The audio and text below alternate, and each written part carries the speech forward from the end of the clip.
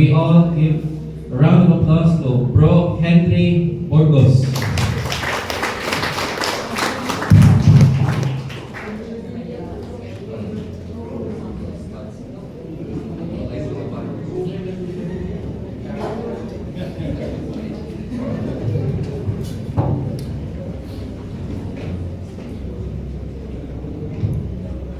Thank you, Brother Shiki. Kung baan mo kabahibaw na ko nga nai-participan sa duha ka pare. I'm not used of giving lecture to the priest. Anyway, bawalan ni school ba, no? After, I hope everybody naka-attend sa first 3 talks, no?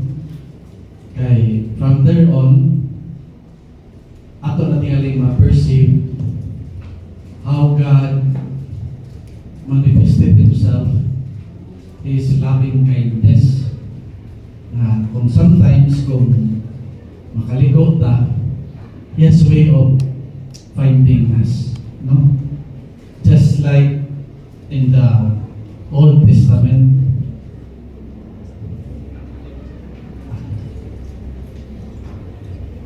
our God was looking for His was looking for a kanan siya na, where are you? Will help you. Once again, good afternoon. Allow me to start my talk this afternoon from the Gospel of Mark chapter 1 verse 14 to 15. And I go, after John had been arrested, Jesus came to Galilee proclaiming the gospel of God. This is the time of fulfillment. The kingdom of God is at hand. Repent and believe in the gospel. The call to repentance and faith was made by no less than our Lord Jesus Christ. Kaya naaman siya sa scripture.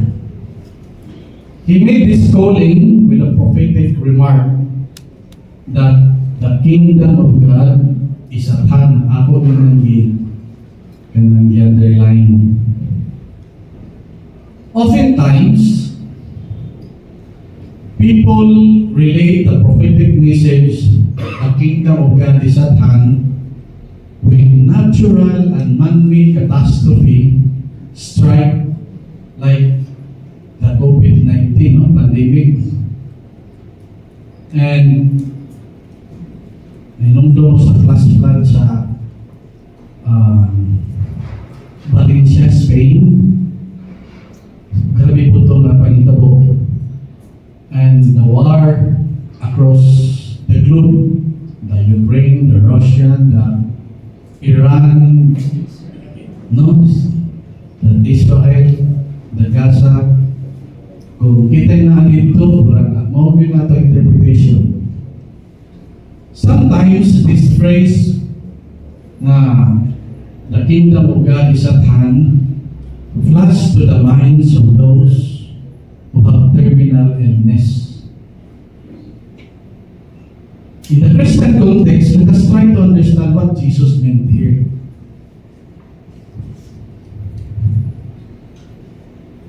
What is repentance?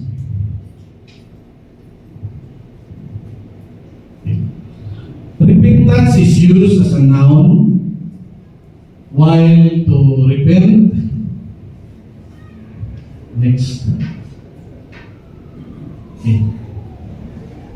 While to repent is used as a verb, both come from the Latin word penitere, meaning to say, to be sorry, to grieve and to reflect.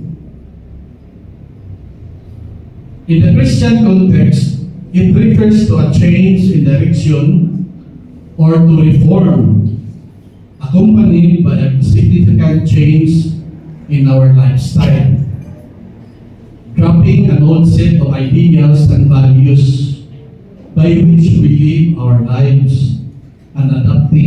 ones, like the way we think and act, our attitudes, our motives, thoughts, and behavior. More specifically, repentance is turning away from evil, sin, and wrongdoing, and turning to a life of obedience to God, and putting Jesus in the center of our lives. There are two misconceptions. We are apt to confuse two things. First, sorrow for the consequences of sin, and the sorrow for sin. There are people who were desperately sorry because of the mess that sin has gotten them into.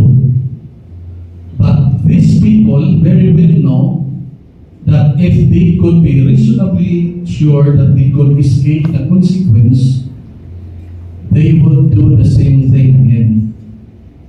This is common to some sector of our society where corruption is rampant. Especially nowadays nga ang ayuda system is being institutionalized. It is not the sin these people are avoiding, but the consequence if they cannot justify their action. Bad karma, or in Cebuano dialect, gaba, is the common language for some of these people who were told, yan ang nasakpan naman.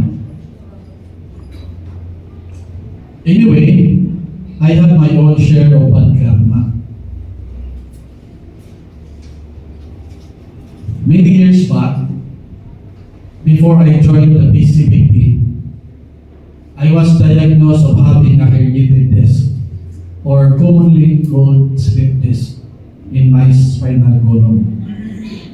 I had gone through a series of physical therapy, continuous traction, and complete bed rest at home, but to no avail. My physical condition was getting worse until my body was inclining deep sideward to almost 60 degrees lang. Hibig yun. Magbarog ko, maglingkod, mag-drive, magtakilid, maghigda, magtakilid. Ibinuhan ko sa mga doktor na kung kuha ka si mga asawa, ang sabi posisyon ni mo, takilid ka po, no?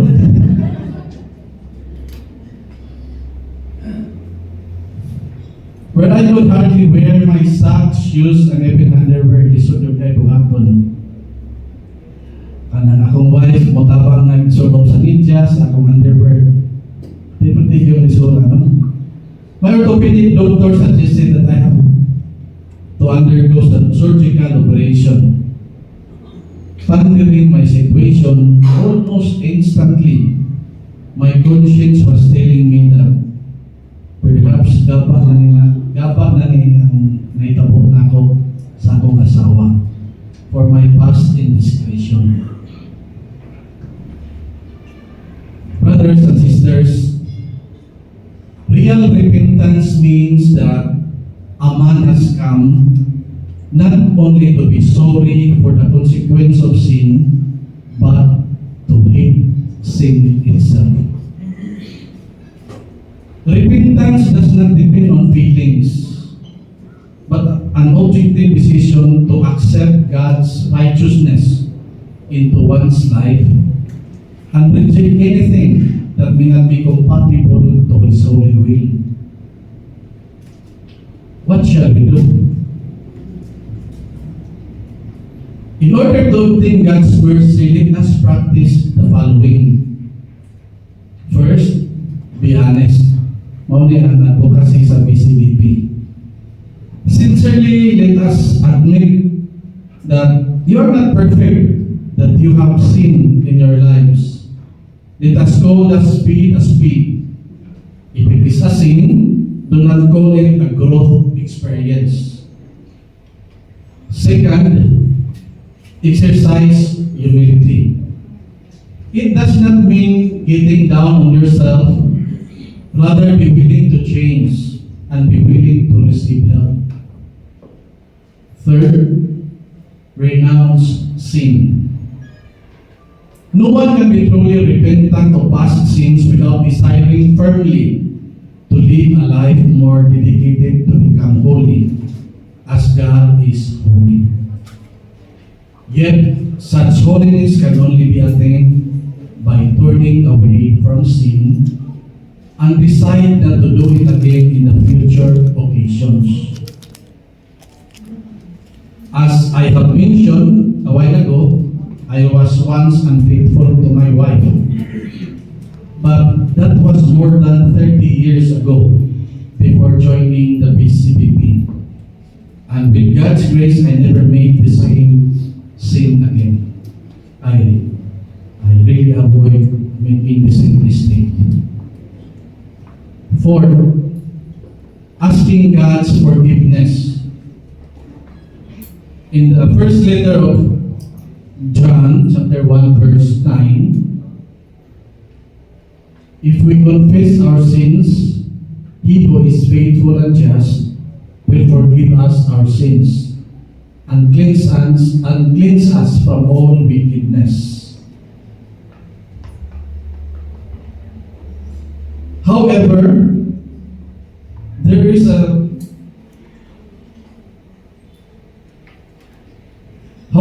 standing precondition of God's forgiveness, and this can be found in the Gospel of Matthew, chapter 6, verses 14 and 15, and I quote,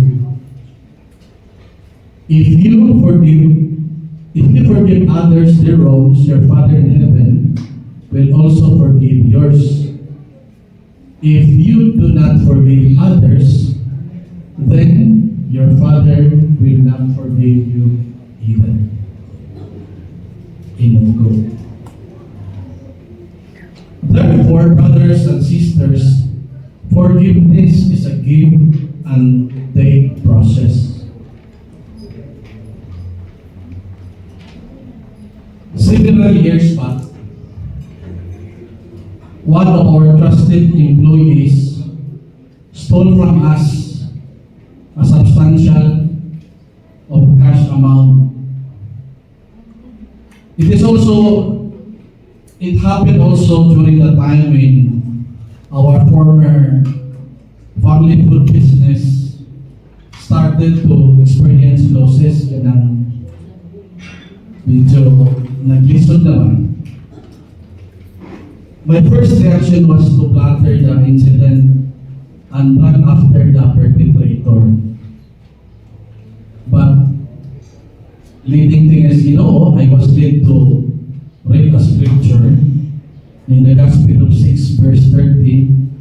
It reminded me that if anyone has taken something from you, do not demand it back. So, literally, I forgive the person, I forgive myself. Yeah. Probably ako sa gingon pa niya, kasi kulang na mong control. Ano na, kawatan niyo kwarta. Kaya, in giving forgiveness, I let go of my kasuko, kalagot. Kaya, for how many days and weeks na nagsigi ko, na-smartan ko ba, akong feeling niya, pinanggap ito ni mga tao, niya makabuhat o sayong ni mo. But sometimes bugat, no? But with a reminder, with prayer, I was able to let go. Brothers and sisters, the same grace and mercy that God has extended to us shall also be extended to those who have offended us. Amen? The fifth thing that we have to do is our need to get into a personal relationship with God. To start with, let us renounce the serious sins that are totally incompatible with our relationship with God. I said serious sins meaning I am not referring to small character flaws like getting irritated with our spouse when they started uttering unpleasant litany, no? Sometimes kung magyaw-yaw na itong asawa, kana sometimes sa mukha or getting angry with fellow drivers, kanang kakakalit ba, ganun yung mga motor na left and right, sometimes lisod na taglihan eh. So, we are not referring on that character flaws. Specific sins that shall be renounced are the following: involvement in non-Christian religions or movements such as science of the mind and New Age. All these practices will divert our focus away from our Lord Jesus Christ. In the same manner, we will renounce the involvement in the occult or its practices like black magic, fortune telling, hining horoscope, kay parang daghan sa ding horoscope, no? Spiritualism, or spirit of the glass, kining talking to the dead ba, spirit. But ikong experience ani, when I was still in college, ni ating ko ang spirit of the glass, buwangan, budagan yung tinuod ang baso, nadugay sa mong kahadlok, wala na akong mga kamot, budagan niya po ng baso, naglumpa kami panagan. No? Talking the dead bitaw, imong pukawon is really kanang di yun maayo. It's a sin, no? We have to renounce that practice. In Deuteronomy chapter 18 verse 9 to 12, and I quote, "When you have entered into the land which Yahweh your God gives you, do not imitate the evil deeds of those people.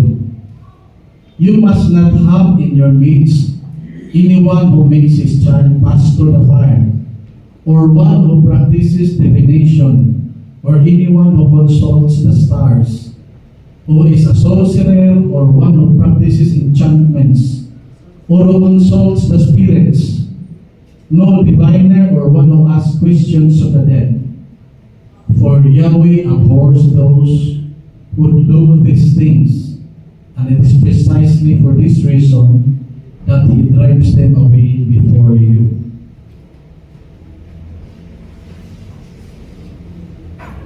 The third major sin is adultery or sex outside marriage, no? Fornication. Whether it is being with heterosexual or opposite sex or with same sex. Another sin that must be renounced is the sin against life, such as murder, abortion, suicide, euthanasia, or mercy killing. I know din sa Philippines wa kay mercy killing, but there are some country na burag ilang di-allow, no? Ilang di-allow. Another item is sin against your fellow men, like robbery, cheating, lying, slander, and gossip. Kaya ang gossip, si Marites, no? And the last one is the sin against self, like drug addiction, heavy smoking, abuse of alcohol, and gluttony. Kanang di-wonder na ko, na-appeal man yung gluttony. In 1 Corinthians chapter 6 verse 19, it says, "Do you not know that your body is a temple of the Holy Spirit within you and given by God? So, therefore, our body must keep undefiled, both physical and spiritual." Brothers and sisters, as we ponder and go into the process of repentance, it is important to know which of the sins mentioned applies to you. And please remember, the point of this subject is not to feel bad about your past indiscretions, but rather to change and turn away from them. Amen? Amen sa Buddha, kaya linguhon na rin ano? The human nature is vulnerable of committing sin. And every day we are called to repent, to turn more to the Lord and follow Him with totality of our being. But this cannot be done without faith. So what is faith? Saint Paul defines faith in Hebrews chapter 11 verse 1. It says, faith is the way of holding on to what we hope for, being certain of what we cannot see, and of God. Faith also means believing that Jesus Christ came to be our personal Savior. However, believing is a personal act and decision that each and every one of us must take a stand. The following help us understand more what faith is. First, faith is a definite act. In Matthew chapter 12 verse 30, it says, "The one who is not with me is against me, and the one who does not gather with me scatters." Therefore, it is a must for us to decide whether to believe or to reject Jesus Christ to come into our lives. Next, faith is an individual act. A classic example on this can be found in the Gospel of Luke chapter 5 verses 4 to 9. It says, when Jesus had finished speaking, He said to Simon, "Put out into deep water and lower your nets for a catch." Simon replied, "Master, we worked hard all night and caught nothing. But if you say so, I will lower the nets." This they did and caught such a large number of fish that their nets began to break. They signaled their partners in the other boat to come and help them. They came and filled both boats almost to the point of sinking. Upon seeing this, Simon Peter fell at Jesus' knees saying, "Leave me, Lord, for I am a sinful man." For he and companions were amazed at the catch he had made. End of quote. This is an amazing story. Imagine mo a carpenter telling a fisherman how to catch fish. Pura ba o? Namay abogado na may judge today. Pura ba o abogado tugluan sa engineer unsaon pag daog sa kaso, no?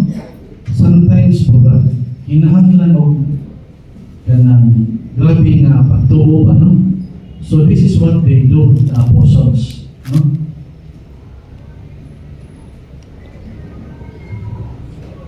Faith is a deliberate or intentional act. The intentional aspect of faith lies in the act of choosing to believe or trust, just like Peter. No?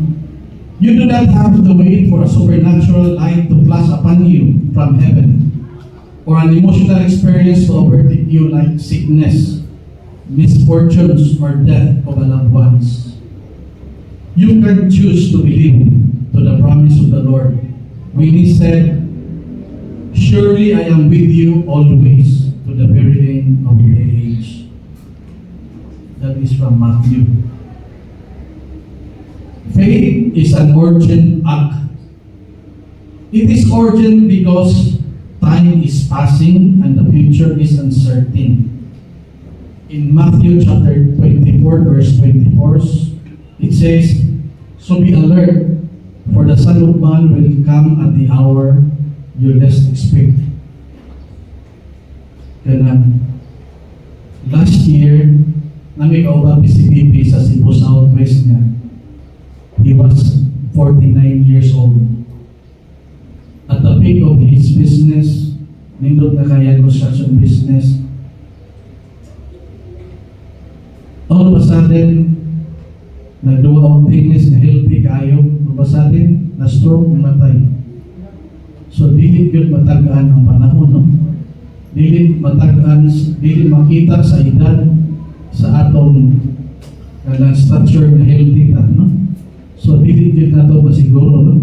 So, I think this is what the gospel means. Be alert. Next, faith is indispensable or necessary act. It is extremely important step that we need to believe what God has promised in John chapter 6, verse 47. It says, "Truly I say to you, he who believes has eternal life." End of quote. There are three aspects of faith. First, doctrinal. Mayo kay mga pariyan. Sorry ha. Doctrinal faith believes in the truth of Christianity such as the incarnation, the resurrection, forgiveness of sins, and eternal life. It is not a mere belief that the facts like the sun rises in the east and sets in the west, no? But a belief that leads us to live our lives differently because of this reality and purpose. Second, providential faith. Confidence in God's abiding love, grace, and power, even in the face of uncertainty or adversity. There is greater meaning or order of work. For in Romans chapter 8, verse 28, it says, "We know that all things work for good for those who love God, who are called according to His purpose." Third, expectant faith. This is the faith that actively claims God's promises and sees the direct results of God's action or His divine intervention. Last November 2023, to be specific pa, kanang birthday sa akong youngest nga anak, palit ko gift niya, birthday gift niya, medyo mahal-mahal man gamay. Ako sa gingnan nga, apil ka na si mong graduation ha, schedule mo siya mag-graduate sa March 2024. Apil ka na si mong graduation ha. Pag mention ako apil sa graduation, pwede gila ka sa mga anak. Sabi ka na, papajoy klaro na mag-graduate ko kay lisod kaya ang mock board exam sa civil engineering. So, sige lang. Yan na may Ginoo. Let us pray together and pray on full. So, kalo is Ginoo, nakagraduate din siya. So, pero before siya graduate, grabe ilang-ilang pa kay series of exams pa rin na.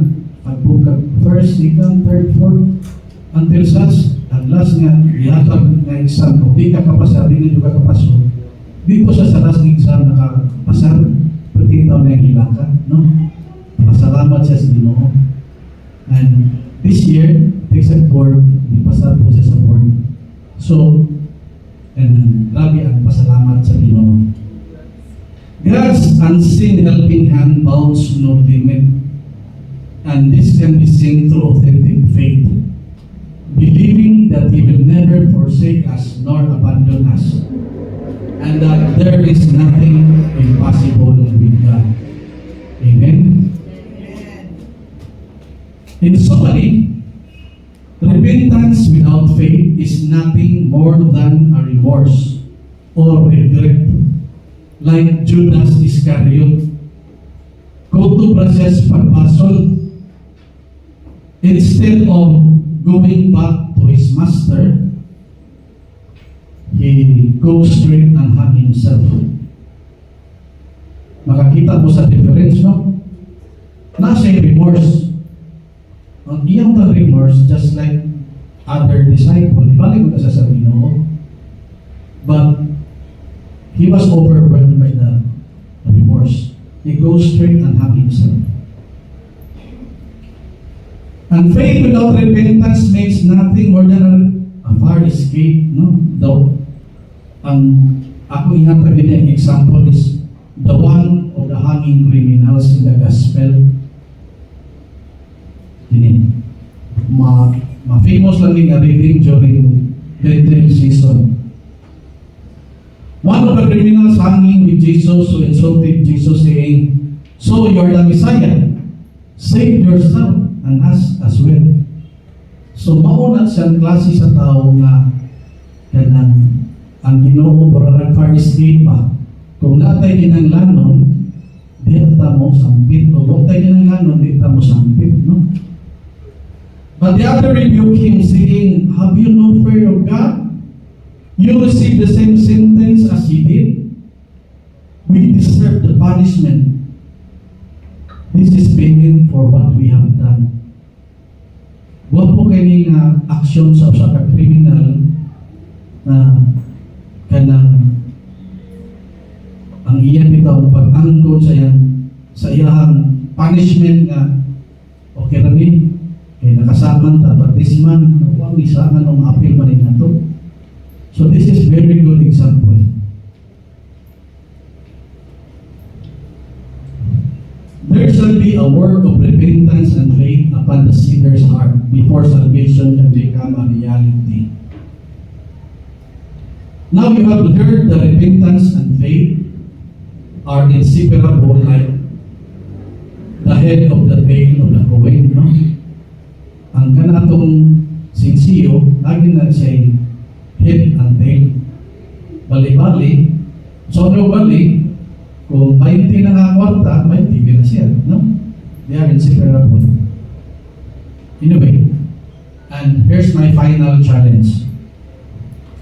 In 1997, I joined the PCBP as being introduced by our course leader. I was 33 years old then. We still have 3 children. 8 years old, 5 years old, and 10 months old. So, may pigyo kayo.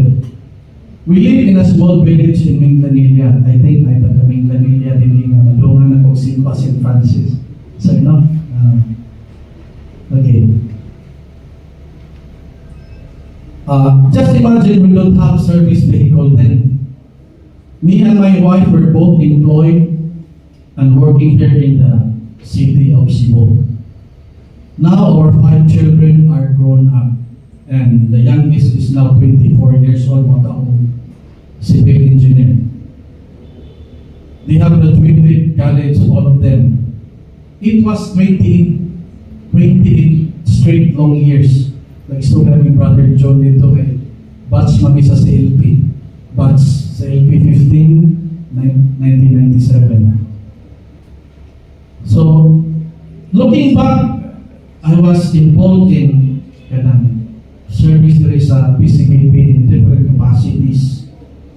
So, about 28 years, na naman lahat, no? Only by grace that made this possible. I found my life more meaningful after I accepted the Lord Jesus Christ as my personal Savior. I also find meaning being surrounded with fellow brothers and sisters in the PCBP community who seek to follow the Lord. How about you, dear participants? Are you ready to accept Jesus Christ as your Lord and Savior? Yes or no? Aka na mga pare, bili na sila kinanglag mo yes kay yes lang na sila daan, no? Okay. Are you willing to journey with us sa PCBP? Yes or no? Okay. With that, once again, thank you.